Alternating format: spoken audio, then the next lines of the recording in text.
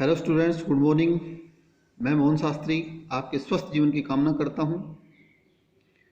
हम अध्ययन कर रहे हैं हमारी 12वीं कक्षा की हिंदी की पाठ्य पुस्तक आरोह भाग 2 के गद्य खंड का।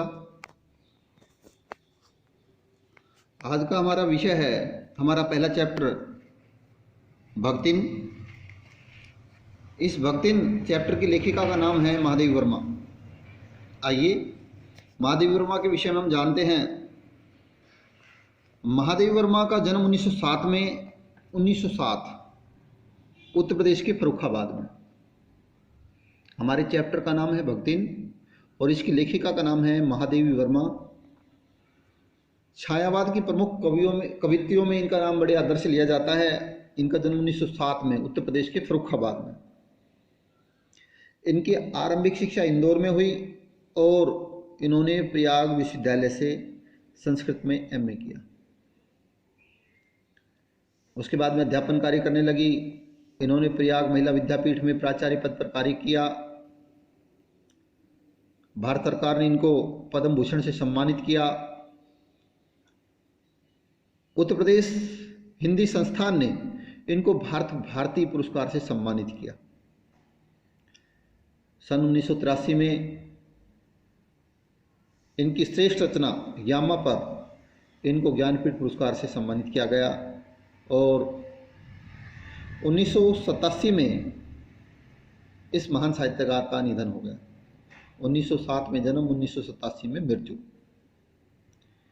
इनकी महत्वपूर्ण रचनाएं हैं काव्य संग्रह दीपशिखा, यामा, निहार, निर्जा, रश्मि। संस्मरण है अतीत के चलचित्र, स्मृति की रेखाएं, पथ के साथी।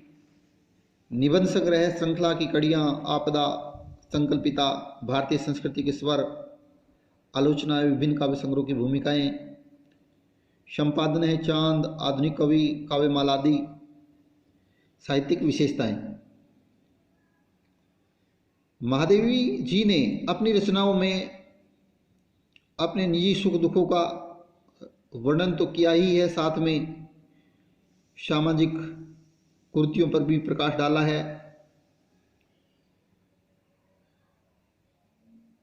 इनका प्रेम मानव मात्र ही नहीं अपितु सभी प्राणियों के प्रति था। इन्होंने अपने घर में कुत्ता, बिल्ली, गाय आदि का पालन किया था।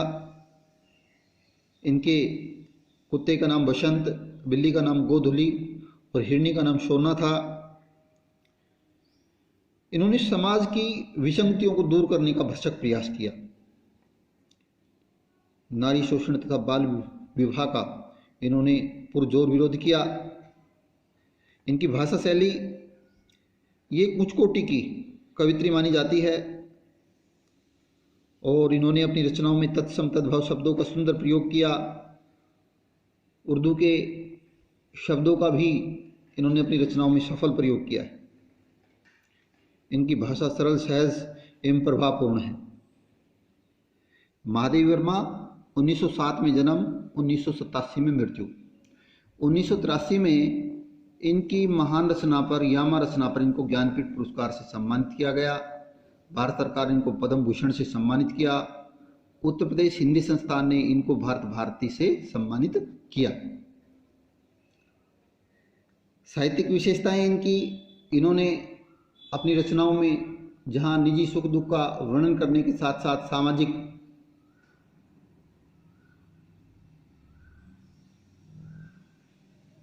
सामाजिक गतिविधियों पर भी प्रकाश डाला है। इन्होंने समाज की कुरीतियों को दूर करने का प्रयास किया। अपनी रचनाओं के बल पर इन्होंने बाल विवाह, नारी शोषण का विरोध किया है। इनकी भाषा सरल, सहज, सरस है। साहित्यिक हिंदी भाषा का इन्होंने सफल प्रयोग किया है, सब चिन्ह सार्थक है। इन्होंने उर्दू के शब्दों का भी सफल प्रयोग किया है। महादेवी वर्मा के जीवन परिचय को अच्छी तरह हमने याद करना है, अपनी फेर नोटबुक में करना है। इस भक्तिन चैप्टर की व्याख्या हम अगले भाग में करते हैं। धन्यवाद।